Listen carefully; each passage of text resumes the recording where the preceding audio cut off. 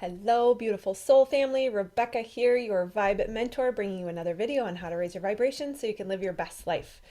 Super fun topic today that I am really enjoying digging into is the masculine and feminine divine energy. So I want to approach this conversation sort of twofold. I'm in a way conflating the two topics of the two energies within us, as well as the divine masculine and the divine feminine as standalone individuals. And I like the way that the conversation crosses over so that it doesn't necessarily feel like I'm pointing fingers and saying, you divine masculine need to be this, or you divine feminine need to be this, but rather we all need to be all of these things at certain times. And if you've watched my previous video, you know that the topic of balancing feminine and masculine energy has been coming up for me. And so I, of course, being nearly at the tail end of a divorce and newly single and really just enjoying the hope, the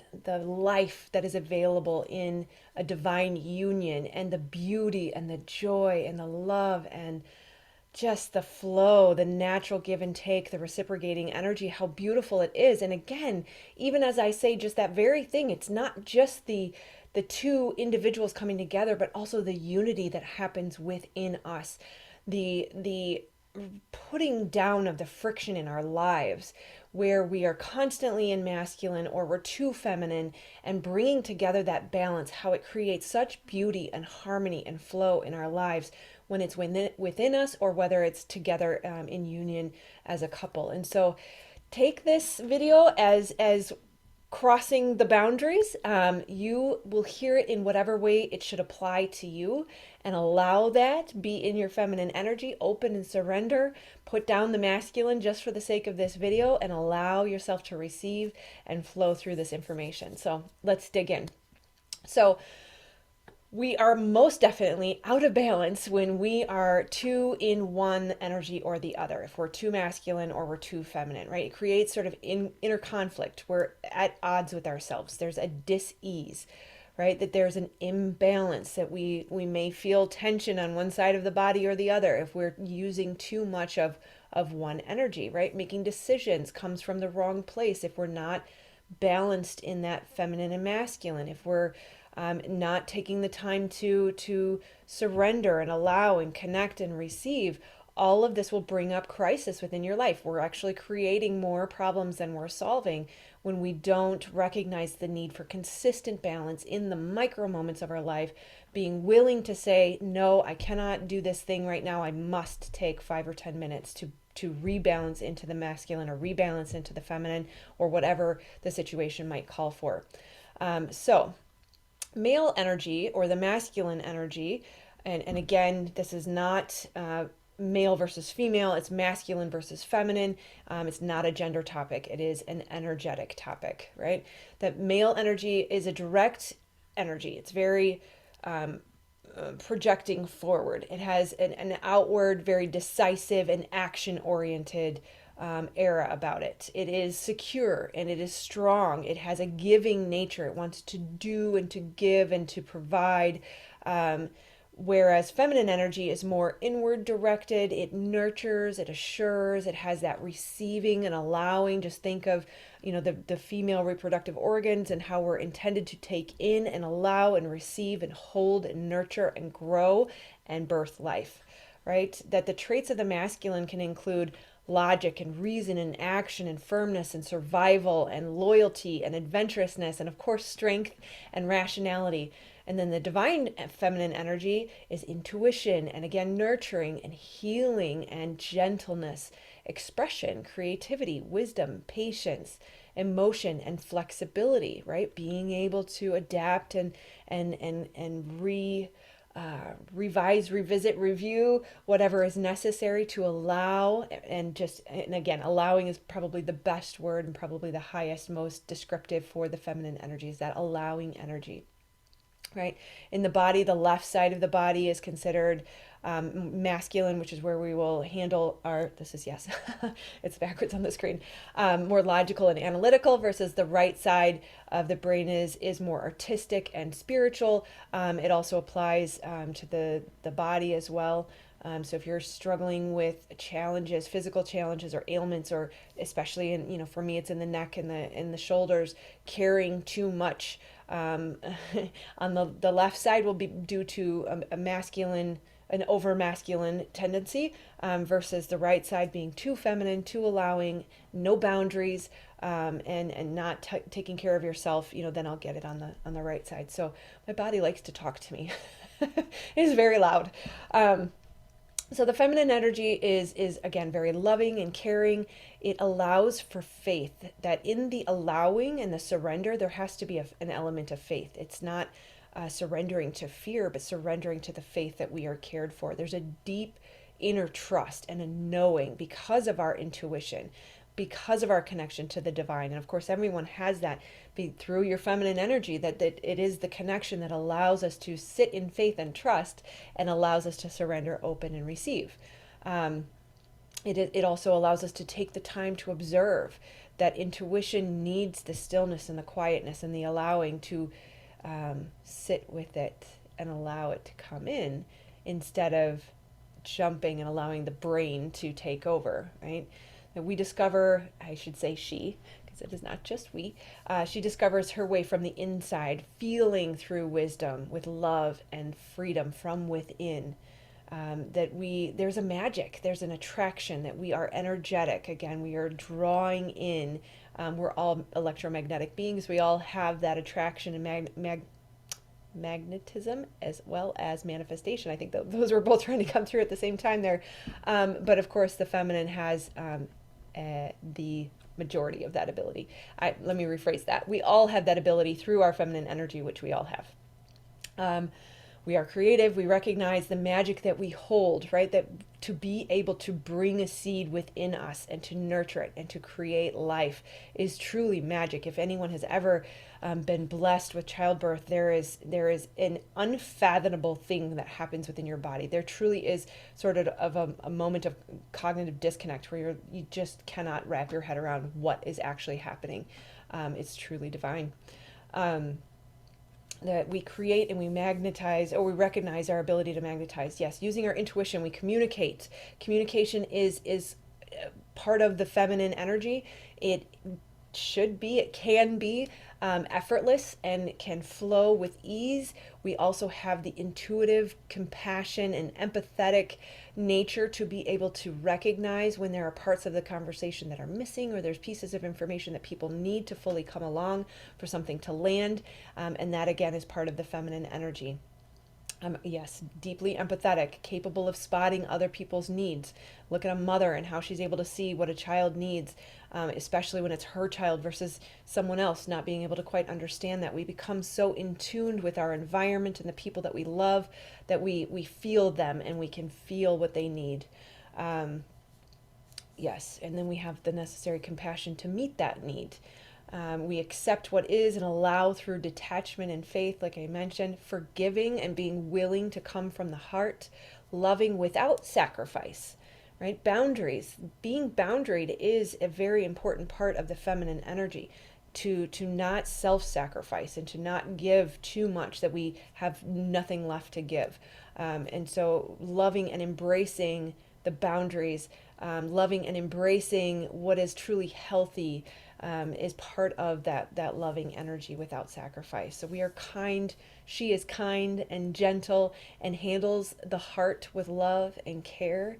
We nourish others and we sustain others. We heal through love and assist in bringing back to wholeness. Of course, we can never individually save someone else, but the feminine energy will love you back into wholeness if you allow it.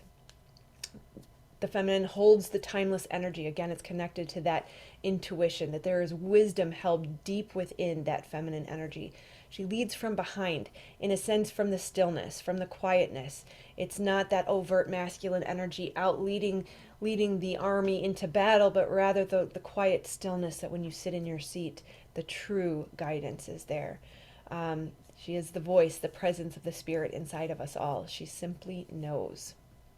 And then, of course, it's worth referencing that the wounded feminine energy will come across as desperate and needy, helpless, in need of saving, feeling jealous of others, especially of others' success, and even feeling competitive and in fear of inferiority. And so we want to be very aware of that so we can bring conscious awareness to it. And just by watching it, we are shifting it. So shifting back into that feminine, allowing trust, faith, surrender, openness. Right? And then the fun part, another fun part is the divine masculine energy. And there, the power there is to take decisive action, not aggression or angry action. And that is so key because of the world we live in today. There are so many beautiful divine masculines who are leading the way, and yet so few. And I really want to commend any divine masculine who are watching this, who have stepped fully into balancing your feminine and masculine energy and setting aside the aggression, the wounded ego, the angry action. We divine feminine need more of you, so keep up the good work and share your light with the others so that they can catch on too. There's truly nothing more sexy in the world than a man who is secure in his own divine masculine as well as divine feminine. So a man who needs to overcompensate, it's just not attractive anymore. Sorry, guys. Yes, so the divine masculine is open, loving, and faith-based. He takes faith-based action, willing to embrace the feminine energy and the intuition and the guidance. He listens to his feminine as well as his masculine, receiving her information, whether again inside or from a partner, with openness, and then acts on that information with knowledge and confidence. That there is a secureness in oneself, that there is no room for the fragile ego, that there is a remembrance that we are all one, that we're all reflections of the divine, and that the divine is in all of us. We are all sparks of God. And because everything is in divine order, the action is based in the knowledge that we are all part of something greater than ourselves, and there is no need to worry or fear or to take action from a fearful place. That the guidance is available to you, and so you can act with confidence and secureness in your own masculinity. Right? It's the masculine energy that unites the world in love and personal authority. Right? Taking our sovereignty back, taking our power back, recognizing that you are the hero for your own life, but that also empowers others to be the hero for their own lives, both masculine and feminine. Right? He looks out, he protects and provides for his community, for his family, and those in need. It's not just the immediate family, but being giving and protective of the collective, of the spiritual community, of the local community, and coming from an empowered place, knowing that that is the gift of the divine masculine energy, is that protection and safety and security. Right? He recognizes his masculinity comes from a focused, grounded, and logical place, from a place of loyalty, and again, not aggression or fragile ego. Recognizing the feminine within himself and honoring it, expressing feelings and nurturing and allowing emotions to come up so that they can heal. And again, I just commend anybody who is on this path and has overcome the programming of society that you cannot feel. It is so broken. And again, there's nothing sexier than a man who is willing to say, I feel. So I love it. Yes, he holds space for his divine feminine to express her needs, and does not diminish them. He gives and receives in equal measure. Again, balanced masculine and feminine energy. He takes full responsibility for his life and does not point fingers. And I think that really goes for both masculine and feminine. And maximizing the true power, and all of us can do that. He's aware of the interconnectivity of all that keeps us focused on the bigger picture and not these smaller, more limiting stories, those narrow focus stories that create limiting beliefs. He's aware of the interconnectivity. Again, we are all one, right? He's present and available both physically and emotionally, and he keeps his word. He can be relied on. He speaks from the heart and from a true place of clarity and truth, honoring his commitments. He knows how to play and brings light and love to the world and does not take life too seriously. The wounded masculine can create conflict when fear arises or sort of overtakes him. When he steps out of faith, he feels the need to prove his value and worth, becomes driven by fear and ego rather than guided by the divine. He feels the need to dominate or diminish others to be strong. And this one is such a key that is part of the toxic masculinity that we're seeing today, where this need to dominate and diminish to prove your masculinity, it actually for a conscious feminine or for a conscious being really just shows us the true place in life that you are and the things that have not yet been worked through. And so it no longer is viewed as power or attractive or appealing. And in fact, it causes more boundaries because it is not safe, and that is a true shame, because the very thing that can heal that is the love and the empathy and the compassion that you need, and yet you will forever be fighting that tug of war until you're able to step into the authenticity of allowing what's coming up. If you're, and I'm not sure why I'm going into this, but I'm going to allow it. It's kind of coming through. So if you still feel a dominance or a need for dominance or a need for exerting power and control to prove your masculine value, your masculine power, your worth, that you're a man, that is coming up because there is a vulnerability, there is a scared inner child who needs to feel protected and loved and valued by you yourself, that healing can only happen by allowing your own feminine energy to nurture the inner child and assure the inner child you are a man, and that cannot be taken away from you no matter what anybody says. And the way somebody behaves towards you is about them, not about you, and not taking it personally. And so don't allow the ego to lie to you, this little voice. And we'll get into the ego in another video. In fact, check out the video on ego, death, and the dark night of the soul. But the ego will lie to you and tell you that they don't value you or they don't see you as a man, so you have to prove it. And that's where that fear will come in and drive you to take action that ends up hurting you and everybody around you. So enough on that one. In my highest expression as a feminine, the thing I would like to embody is to offer comfort, nurturing, encouragement, intimacy, affection, patience, understanding, and being a loving mirror, so that when my partner is stepping into that place of feeling fear, feeling threatened, and feeling a need to act in an unhealthy or wounded way, then I can bring compassionately that mirror to help reflect what's going on, what we need to do to move through it, and how we can come back together in love. And being a mirror is such a beautiful part of this journey and this dance, when we're even internally, when our own masculine energy is reflecting to the feminine energy in this mirror within us. It helps to balance us as well as the dynamic between two individuals. So, and then I imagine in the highest expression of the divine masculine that I would seek that there would be obviously consciousness and strength, conscious strength balanced with compassion and empathy, guided action balanced with the receiving of the divine, right? A stoic humility and a willingness to acknowledge error, evaluating opportunities for growth, impressive responsibility, and taking steps towards that necessary change, as well as full expression.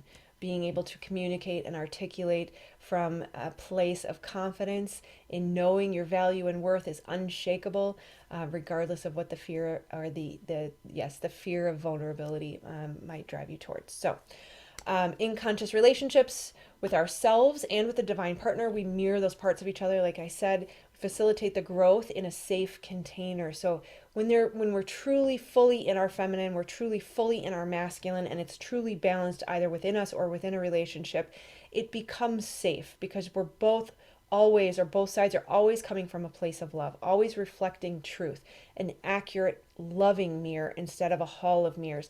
Then it becomes safe. Then you can say to yourself, okay, I see that I've overexerted the masculine, and I see that masculine, thank you very much. I love you for all of the action that you've done, but I need a little more balance of the feminine.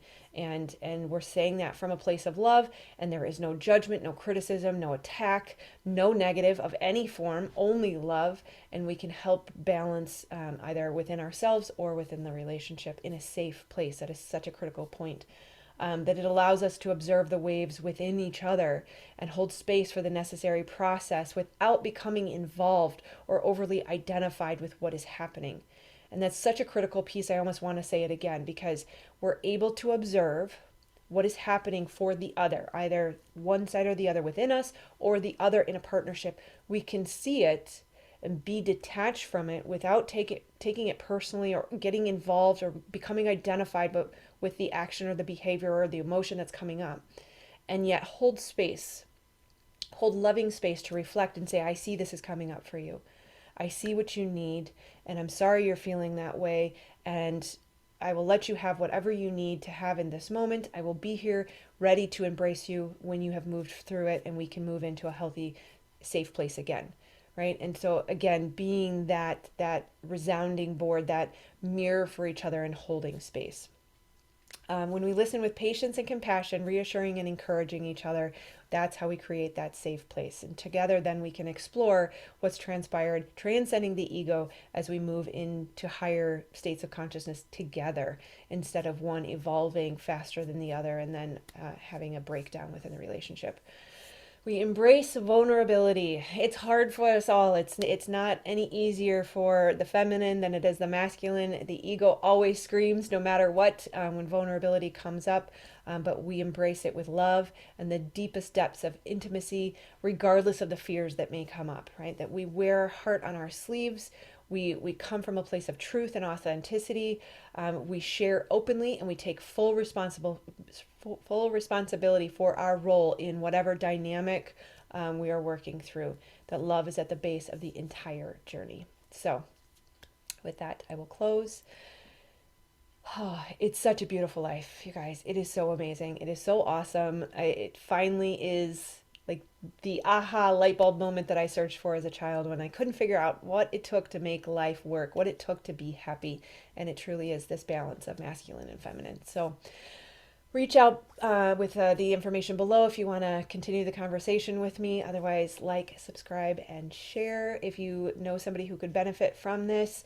And of course, I always appreciate a thumbs up to continue to help the channel grow. So namaste, my loves. I will see you on the next video. Take care.